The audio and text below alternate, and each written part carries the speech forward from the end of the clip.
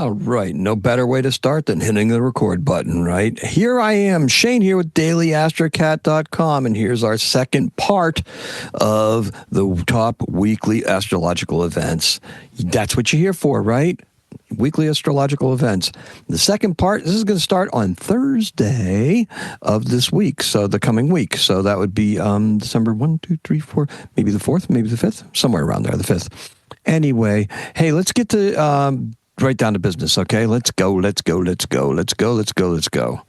All right, here we go. There I am, only this time I've got a purple background instead of my starry background. I guess we'll test this one, right? Yeah, that's what we do. You test different thumbnails for YouTube. All right, here we go. So let's talk about this, okay? Beginning on Thursday this week, the 5th, which what I said, the Sun and Mercury are conjunct. Mars is going to station retrograde. Mercury squares off with Saturn. Venus enters Aquarius and conjuncts Pluto. The Sun opposes Jupiter, and Neptune is direct. What the heck?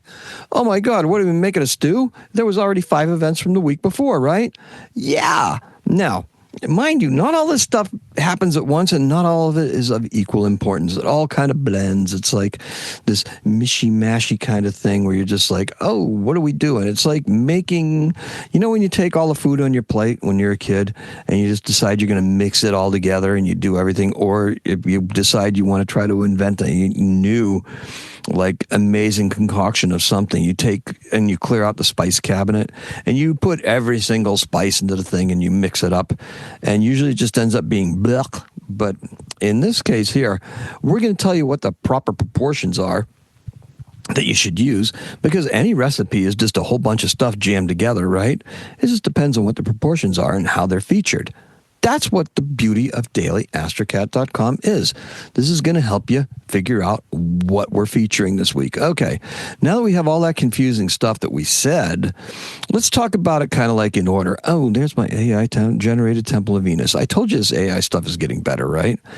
I wanted to have this towards the end, but this is something where we see Venus in a more public, in more of like a forum, more like a churchy or temple-y atmosphere where people go to hear the words, to hear what Venus is bringing to them. And that's what we're going to be doing by the end of this week. We're not going to come back to this image because it's already here in the slideshow, but this is just where we're building towards, okay? We're going to be building towards where we can talk to people and best attract what they're going to be bringing to us, right? We're no longer focused on just the details or maybe one paramour or something like that. We're focusing on the world in general, and that's where we're going with this, okay? First, we're going to have the Sun conjunct Mercury. Once, twice, thrice, right? This is the twice. We got a lot of Mercury twice actions happening this week. This is where we go back and we review, right? The first time we had it, we did something. Now we're going back and we're looking at what we did maybe and what we're perhaps going to be reviewing as we go back, as Mercury heads back and is getting ready to go forward, right? This is where we're really taking our, we're looking for where our opportunities were. We're looking for what it was that we did before now, what we said, the way we may have said it, the way we may have thought about it, the way we may have communicated it, the way we were using technology before, our personal technology. If you look at this, it's got a dungeon dial in there. Look at that. The big thing is picking up this, the ascendant right here, and it's actually using it, and it's making this whole shell of sextiles, right? It's like a boop, boop, boop, boop, boop, boop, boop, boop, like sextile shell. Whoa! Look at that. It almost looks like a geodesic dome or like I said, a Dungeon and Dragon die. That's what we got, right? Now, when you're looking at that, this whole pattern here, it because it includes the ascendant, it doesn't really matter, right? But we do have, you can see it from Ceres over to the moon, okay? And then from the moon, it goes to Chiron, and then from Chiron, it goes to Jupiter, and from Jupiter, it goes back to the ascendant. So we've got some very powerful things that are happening here with our ideas and how we're presenting our ideas, the kind of how public our ideas are. That moon in Aquarius is kind of presaging where Venus is going to be, where we're going to be talking to those people in that forum, that massive forum that we're talking about.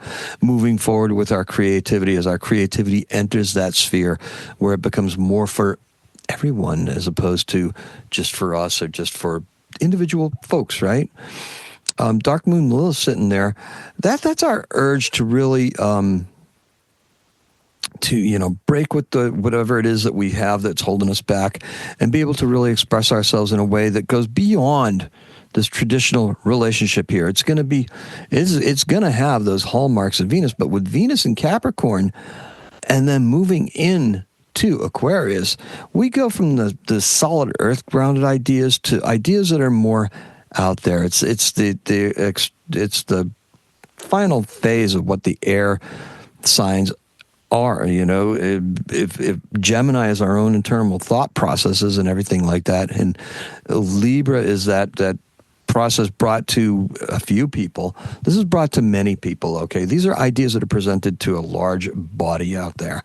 So let's really just make the best of this right here, of what we've got, of these configurations and everything as we move forward. This is an important ingredient, because as you're going to see, Venus is like the main cook for this week in a manner of speaking, right? We're going to have Mars going retrograde, and that our actions are going to be scaled back as we start to head back through Leo, looking at what our actions have done, going into Cancer once again, and then moving forward, those watery kind of ideas and actions. This is going to be great, because we've already seen how we can attract some attention to ourselves, and we're just going to get better at it. It's going to get refined, right? I like that idea. Now, Mars retrograde, that's what we just talked about. Mars heading back through Leo into Cancer, refining our actions, making them better, making it a more public display, a more public what we're going to do, right? Mars in Leo is opposite Aquarius, right? That's the ideas. That's those ideas getting out there. Our ideas are going to feature it's kind of hard because we want it to feature us, but we have to make it about everybody, okay? And that's how it handles itself in a respective manner, and in a manner that's really going to be able to create a positive feedback loop. Remember, we told you those opposites are there. Now, these are fixed signs, so they both have very much idea. They have very strong ideas about how they want to present and what they want to present. Correct? With Mars backtracking over this area, we can look at how we may have presented and what we can do better as a better way of interacting with that Pluto in Aquarius, and just really making changes that are going to be concrete. We're going to start small, and they're going to get big, right? We're going to go larger, go home. We're going to cover some ground here, and we may very well scorch some earth as we do it, but we're in the air, right? So let's just let the fire burn. Let it burn. The air feeds the fire, right? We're going to catch it, and we're going to catch it at the right time as we come back around. Now, Mercury square Saturn. Once, twice, thrice. This is a twice, okay? We already said what the importance was in the last video of Saturn and Mercury and Jupiter all being in that T-square, and with the organizational part that we just did being an entire part of that. Now, how do you come to grips with that? What do you do? Well, easily. We can curtail, we can pull back on the urge to let everybody know we know everything, right? We know everything. We're feeling where we're going, right? But we're going to hold back on that, because what we're really looking for is we're looking for that timing, that right timing to be able to put it through. Remember, Saturn is about time, and that square with Mercury, that time just isn't quite there yet, right? Mercury may very well back up to a spot, and then as it moves forward, perhaps we'll find that right time. Maybe it won't be the right time, but maybe we'll have a much clearer idea of where that time should fall. And it's really going to fall probably when Mercury swings around into Pisces with Saturn, right? This is probably going to be a really fertile time of the year. We got that. We've got March, right? We've got some really powerful times that are starting to come up, and the end of March really looks like another one. It was a big one this year, and it looks like it's going to be another big one next year, okay? So that is what we're really looking at. Now, we also have Venus entering Aquarius. Isn't that, I told you this AI stuff is getting better, right? I asked for a female water bearer, and this is what it gave me. And I can't think of anything better than for Venus and Aquarius like this, right? That is beautiful. That is just a nice image. Thank you, Google Gemini, for making that, all right? I just gave it the little prompt, and it did its thing. And so here's where we have Venus entering into Aquarius. Very, very, very close to Pluto, right? That is conjunct with Pluto just hours later, because Pluto's right at that doorstep. We have Venus in aspects with Neptune. We also have Venus in aspects with Uranus. Part of that whole mini grand trine that's going on with the outer planets, pulling everything together, pulling all of our attention away from the Earth into the air, away from the water, eventually into the fire, away from the Earth of Taurus and into the huge ideas that are going to come about when Uranus finally enters Gemini. We're going to have all that stuff. Those planets are all tracking each other very closely, and they're going to be in and out thanks to retrogrades and everything like that. They're not going to move very much. So this is where we're at. So get comfortable with what's going on, okay? Get comfortable with the macro environment as it starts to shift and change, okay? Because it's not going to stay static.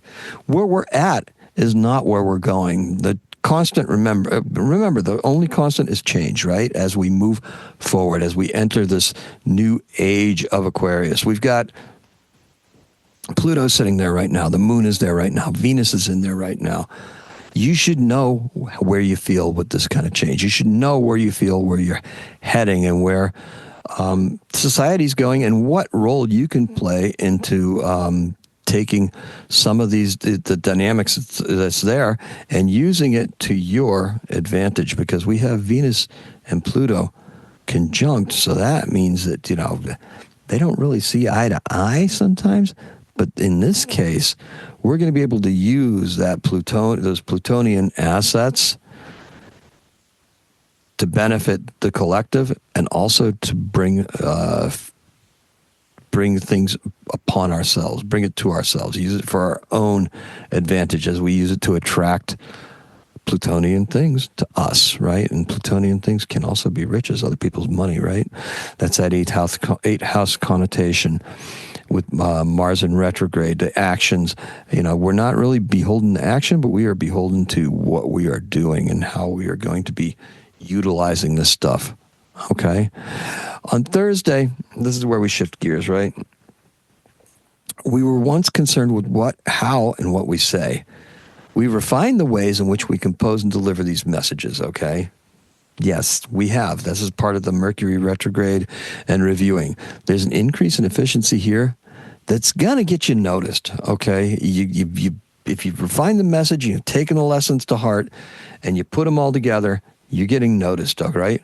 Mars stationing retrograde, that's back to Leo into Cancer. Yeah, that's how we review the actions, just like what we said, all right? Very, very good. Now, Venus in Aquarius, that's ready to tap into some innovation to get the word out to everyone, okay? It's not just, it attracts it to you, but by attracting it to you, you have to give it, right? It's that energy dynamic, that green energy thing going on, right? You have to expend it in order to attract it. Ideas are the same way. You have to expend your ideas in order to attract the ideas back to you, in order to bring them back, in order to have more things to put out there, right? There's some profundities that will emerge in our creative output moving forward, that will only get bigger and better as we engage more and more like-minded folks, and we encourage them to engage with us through our art and with our art, okay? Neptune direct in Pisces, and Saturn, as Saturn draws near, the art's going to get deeper. It's going to feel more sacred, right? Ideas are going to feel limitless. As dangerous as they may seem, perhaps they aren't meant to be contained. That's what we do with this stuff, right? Now, the Mercury opposing Jupiter. Here we go. We already talked about another twice, right? Another twice. So here we have the Mercury-Jupiter axis with those ideas that we discussed before, the free flow of information, expansion of ideas, expansion of the ideas, the mutual benefit, the mutually beneficial aspect that they're in. We are moving back and forth. We are in this place where those ideas, are they too good to be repressed? I don't know. Saturn's sitting right there saying, don't do it, don't do it, don't do it. Organize it. If you organize it right and you get it done, why in the world would you want to hold back? Because you're afraid of having to repeat yourself a couple times? Because you might not have the right idea? What if that having the right idea leads to a discussion where you can open up and you can actually discover an idea? That's the way I like to look at it. I'm beginning to think that we're going to have to test this retrograde somewhat. Now, mind you, it's going to be over in a couple of weeks now at this point where we're at, and it may only have about 10 days left. So we really need to just take a look at what it is that we're doing, and then we have Venus conjunct Pluto. Screw that. Let's go. Let's go. Let's take this power dynamic and turn it on its head and use it for our own benefit, okay? Let's think about doing that, because it may seem dangerous, but is it more dangerous to not try? Is it more dangerous to sit on your hands and not actually just go out and do the hard thing? Remember, the best results always come from doing the difficult thing. If it seems difficult, make yourself do it. Just do it, okay? Just put yourself out there. Do it. Get out there. It doesn't have to be everybody you agree with or anything. Do it, okay? Let's do it. Sun square Saturn. This is where we talked about Mercury and the Sun being conjunct with Jupiter. We got that limitless flow going between Mercury and Jupiter. We're just going. We want to go. We want our ideas to take off. We want our words. We want technology to work right for us. Mercury's retrograde, though, so how is that going to work out? How is that going to happen? Well, that's when you listen to Saturn and say, just hold back a little bit. Just keep it. You know, what it really is your older ideas are ones that are really going to hold water for you. That's going to bear the water that Venus is taking into Aquarius. That's what's going to be fruitful for you for now. For now. Mind you, all of this stuff is just setting you up for a couple months from now, right? Till February, till March, till when we enter those periods where we can really take advantage of maximum imagination and maximum creativity, that 0 point of Aries, that when we just enter and we just go, whoa, look at where we're at. Where did we come from? How did we get here? We got here by following what it is that we need to be doing, by doing the things and by listening to ourselves, our audience, the people around us, and by expanding our view, right? By expanding our base, by going in and taking advantage of the social constructs that we have and not really merely rabbit holing in them and getting lost, but by actually using them to try to cultivate what it is that constitutes an audience in this day and age. And that's really something that's really worth looking at. Now, we have Neptune going direct. I can't think of a better image for this. This girl coming out of the water, this young woman emerging from the water. Everybody who knows that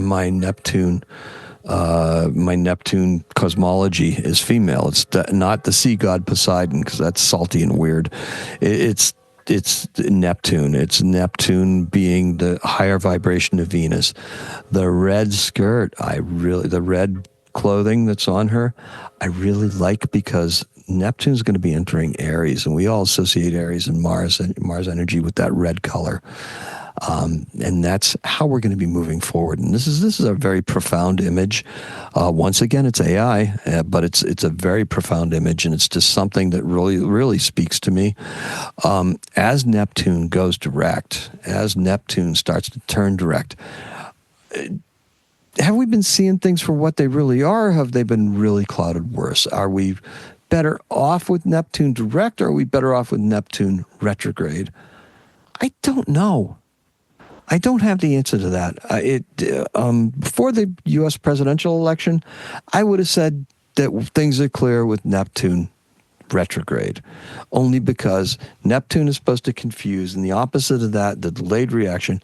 But what if it just confuses it more? What if it mystifies it just a little bit more? Because we're really not sure.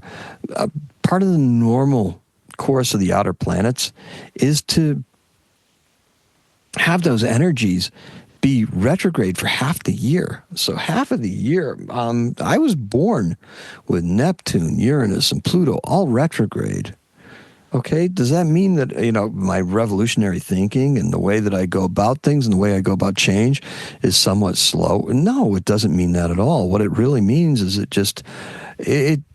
these planets take their time, and their retrograde attributes are really not that acutely felt as, say, like a Mercury retrograde, where it's really affecting your head, or a Venus retrograde, where it becomes this large cycle. It's part of this large cycle, this 8-year cycle that helps us bring things that we want more into focus, and relationships and everything like that. And it just helps us create in a manner that's cyclical and enjoyable, right? It just follows this pattern, and the pattern that it follows is pretty much the same thing, right? Relationships fall into patterns, right? We end up supporting each other in different ways in areas that we're not quite sure of when we first start out. So this right here with Neptune going direct just really tells us to be cognizant of what it is that we could create, how we're creating it, and how we can do it in a better way that speaks to the dreams of everybody out there. Okay, as creatives, we're really looking to express the ideas and the feelings that we have, and we do it through certain ways. Now, strangely enough, the AI on that thing was able to take and pick up. And then I was given a bunch of choices, but the choice that I picked, that I selected, best explains this position for me. It's almost like Sabian symbols, but it's like using a visual Sabian symbol that's going to trigger something in my mind and say, oh, yes, this is what I really want. Because the girl is coming out of the surf and emerging from the mists. And this is what I feel. I feel like we may have been submerged in some mists. We were not quite seeing clearly or feeling clearly where we should be going. And this is a better intuitive step forward into something that's going to go not just right now, but beyond into the future. That's what I'm looking at, guys. So look, there's the other image that came up for Neptune coming direct, and here we have a peace offering of Mars going retrograde, and there's an alternative water bearer. So look, AI is getting better, right? Make daily AstroCat part of your daily routine. Yeah, it's really going to help you. The podcast is available on YouTube. I got a link for the playlist below, and it's wherever you get your podcasts. Subscribe. Make sure you click on the notifications. Share this stuff, okay? Please, please, please, please. Just do what you can. Help us out. We really appreciate it. We appreciate each and every single one of you. Thank you for listening. Thank you for tuning in. And just remember, we love you. Happy AstroCatting.